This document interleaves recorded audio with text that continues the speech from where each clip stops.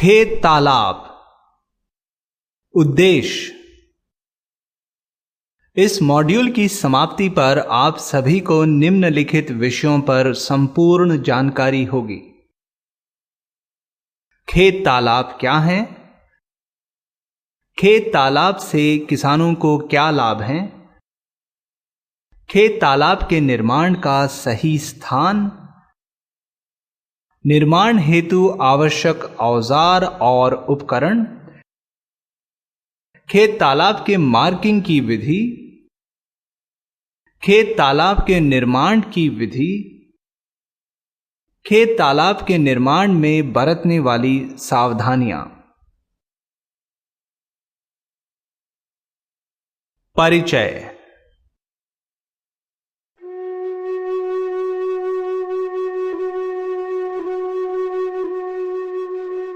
हमारे प्राथमिक जरूरतों के लिए पानी की बहुत आवश्यकता है।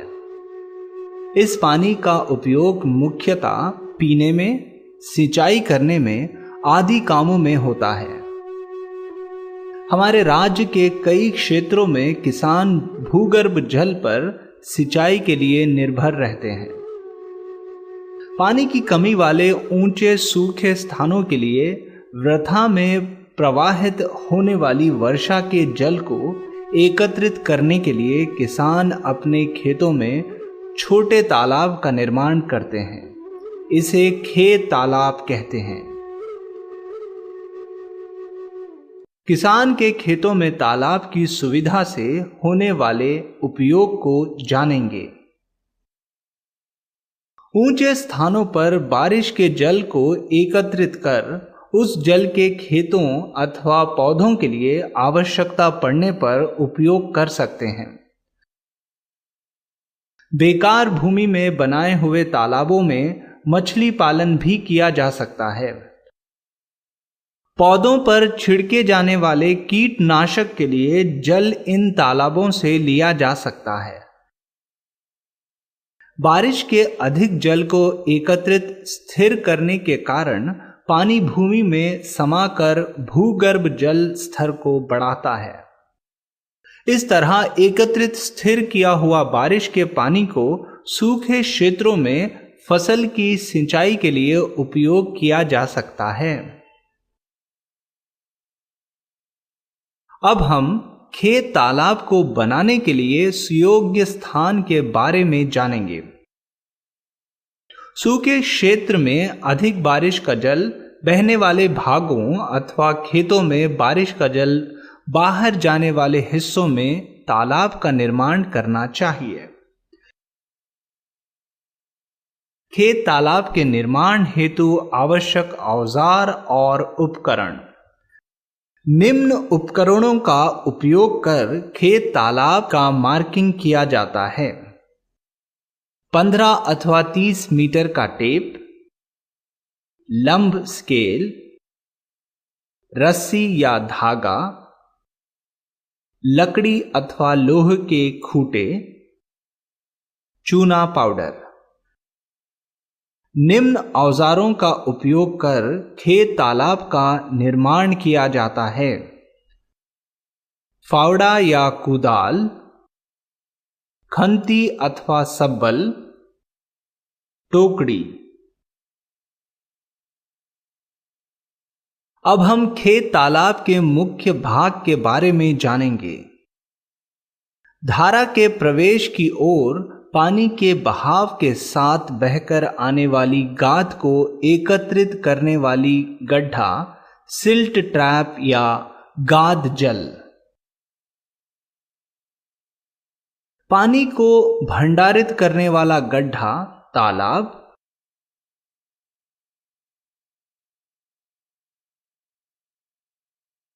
तालाब के चारों ओर मिट्टी के पाले अथवा मेंढ। प्रवेश दीवार के रिवर्टमेंट।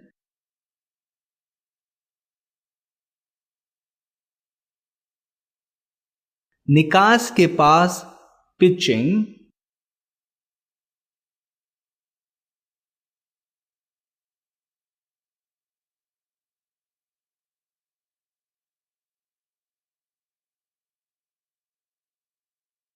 बारिश होने के समय जल प्रवाह नीचे स्थानों पर निर्मित तालाब की ओर आता है।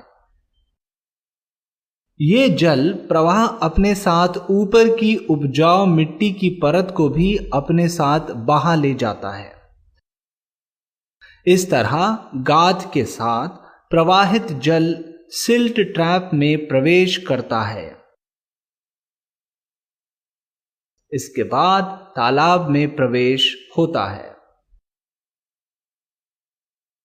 इस दौरान गाद जल या सिल्ट ट्रैप में रह जाती है। सिल्ट ट्रैप में एकत्रित गाद को निकाल देना है।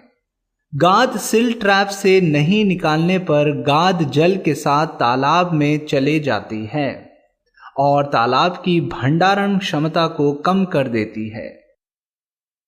निकाली हुई गाद को खेतों में डालकर खेत की उपजाऊ क्षमता को बढ़ाया जा सकता है। खेत तालाब के निर्माण की विधि। नीचे दिखाए हुए खेत तालाब का निरीक्षण करेंगे। उसके मार्किंग और निर्माण की विधि के बारे में जानेंगे। पहले तालाब के जल की मार्किंग करेंगे। जिस क्षेत्र में तालाब खोदनी हो उसका निर्णय कर वहां एक खूंटा गाड़ें। माने कि वो ए है। ए से टेप की सहायता से 5 मीटर की दूरी पर दूसरा खूंटा गाड़ें, उसे बी माने। ए और बी को जोड़ते हुए एक रस्सी बांधे। बी पर लंब स्केल रखकर उसकी सहायता से ए बी के लंब में 5 मीटर की दूरी पर तीसरा खूंटा गाड़ें, इसे सी माने।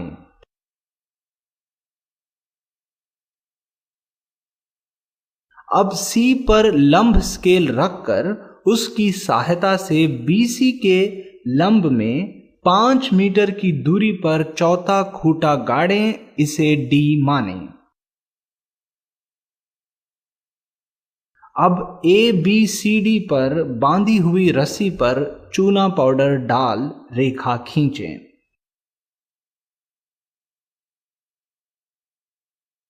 इस तरह 5 मीटर की लंबाई वाली चौकोर तैयार होती है। चौकोर सही अथवा नहीं उसे जानने के लिए टेप की सहायता से बने हुए चतुर्भुज की कर्ण AC और BD को मापें।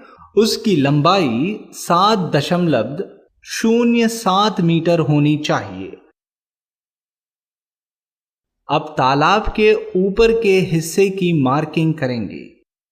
एडी पर बांधी हुई रस्सी को और बढ़ाते हुए ए से 2 मीटर की दूरी पर एक खूंटा गाड़ें, इसे A1 माने। टेप की सहायता से डी से 2 मीटर की दूरी पर D1 चिन्हित करें और वहां एक खूंटा गाड़ें। बी से 2 मीटर और सी से 2 मीटर की दूरी पर B1 और C1 चिन्हित करें और वहां 2 खूंटा गाड़ें।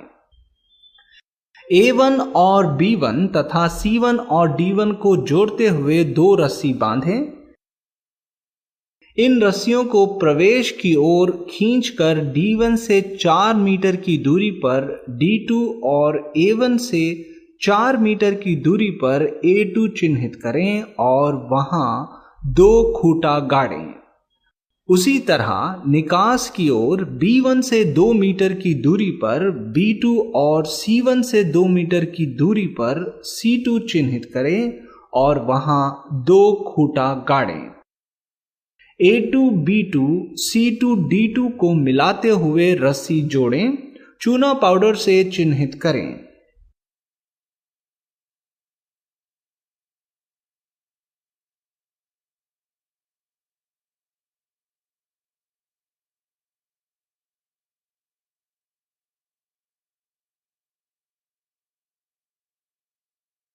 A2 B2 C2 D2 से 1 मीटर बर्म छोड़कर और एक चौकोर खींचें।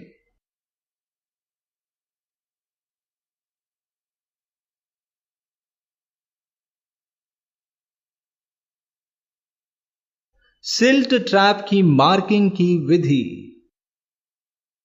प्रवेश की तरफ खींचे A2D2 रेखा के मध्य भाग में 2 मीटर की दूरी पर तालाब के मार्किंग की विधि अनुसार दी हुई मापों में सिल्ट ट्रैप की मार्किंग करें।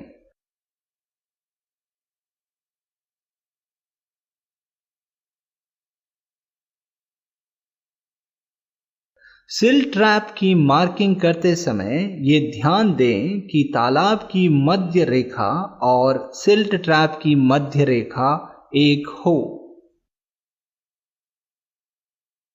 खेत तालाब के निर्माण की विधि। खेत तालाब का निचला सतह यानी कि ABCD के मध्य भाग को पहले 2 मीटर गहरा खोदना है और खोदी हुई मिट्टी को A2B2C2D2 रेखा के पार 1 मीटर चौड़ी बर्म छोड़कर फेंकना है। चारों ओर 2 मीटर की गहराई तक खोदना है। उसके बाद ऊपर की चौड़ाई यानी कि A2B2C2D2 के मध्य भाग को खोदना है। रेखा A2D2 को रेखा AD से ढलान में मिलाते हुए तालाब की दीवार खोदें। उसी तरह रेखा D2C2 को रेखा DC से ढलान में मिलाते हुए तालाब की दीवार खोदें। खंती से चारों कोनों को बराबर करें और ढलान दीवारों को समतल करें। खोदी हुई मिट्टी से जल का प्रवेश तथा निकास स्थान को छोड़ते हुए तालाब के चारों ओर क्रमबद्ध तरीके से निश्चित ऊंचाई तक पाला बनाना है। तालाब में जल प्रवेश की ओर सिल्ट ट्रैप को भी निश्चित माप के अनुसार इसी तरह खोदना है। खोदी हुई मिट्टी को तालाब के दोनों ओर डालना है। तालाब के निचले सतह में जल प्रवेश की ओर 0.45 मीटर गहरी और 0.45 मीटर चौड़ी गड्ढा खोदें। इस गड्ढे को की ट्रेंच कहते हैं, जो अंगूठे की दीवार टो दीवार के लिए नींव है। 9 इंच से अधिक मोटी पत्थरों से गढ़ते हुए अंगूठे का निर्माण करना है। ये अंगूठा रिवर्टमेंट के नींव के रूप में काम आता है। नीचे की सतह से जल प्रवेश दीवार के ऊपर तक पत्थरों से चुनना है। उसके बाद सिल्ट ट्रैप से तालाब तक की प्रवेश मार्ग में तथा सिल्ट ट्रैप की निकास दीवार, नीचे की सतह और प्रवेश दीवार और बगल की दीवारों को पत्थरों से चुनना है। उसके बाद तालाब से बाहर जाती हुई जल मार्ग पर भी रिवर्टमेंट करना है।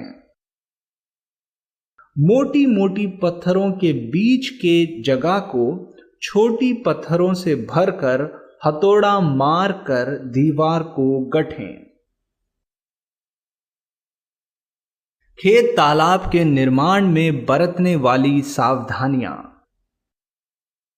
खेत तालाब को खेतों से पानी बाहर बहने वाली नीचे के क्षेत्रों में ही खोदना है, नहीं तो तालाब में पानी नहीं पहुंचकर उसका निर्माण व्यर्थ हो जाता है। पानी को एकत्रित होने की संभावना न होने वाले स्थानों में खेत तालाब के निर्माण नहीं करना चाहिए। पूरा गड्ढा एक साथ न खोदकर चारों ओर एक समान गहराई करते हुए गड्ढे को खोदना चाहिए। 1 मीटर बर्म अवश्य ही छोड़ना है, नहीं छोड़ने पर निकाली हुई मिट्टी फिर से गड्ढे में आकर गिर जाएगी।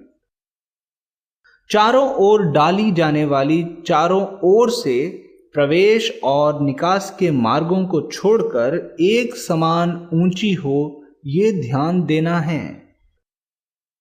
पूरे गड्ढे को एक बार खोदने से तालाब के किनारों को निश्चित ढलान में बनाना मुश्किल होगा। रिवर्टमेंट नहीं करने पर प्रवाह के वेग से तालाब के किनारों का कटाव हो किनारा बढ़ सकता है, इसलिए रिवर्टमेंट का निर्माण करना चाहिए। रिवर्टमेंट अंगूठे की दीवार को बनाने के लिए इस्तेमाल किए जाने वाली पत्थर मजबूत और 9 इंच से अधिक मोटी होनी चाहिए। सिल्ट ट्रैप से गाद को नहीं निकालने से प्रवाह वेग के साथ आने वाली गाद तालाब को भर देती है, इसलिए गाद को हटाने के लिए सिल्ट ट्रैप आवश्यक है। इस गाद को निकालकर खेतों में डालने से मिट्टी की उर्वरकता को बढ़ाया जा सकता है। प्रवेश द्वारा बहने वाली पानी तालाब के अलावा बाहर किनारों की ओर न बह जाए, ये देखना है। निकास प्रवेश के बराबर ऊंचाई अथवा उससे कम ऊंचा होना चाहिए। खेत तालाब। निष्कर्ष। अब हम निम्नलिखित मॉड्यूल पर संपूर्ण जानकारी प्राप्त कर चुके हैं। खेत तालाब क्या है? खेत तालाब से किसानों को क्या लाभ हैं? खेत तालाब के निर्माण का सही स्थान, निर्माण हेतु आवश्यक औजार और उपकरण, खेत तालाब के मार्किंग की विधि, खेत तालाब के निर्माण की विधि, खेत तालाब के निर्माण में बरतने वाली सावधानियां।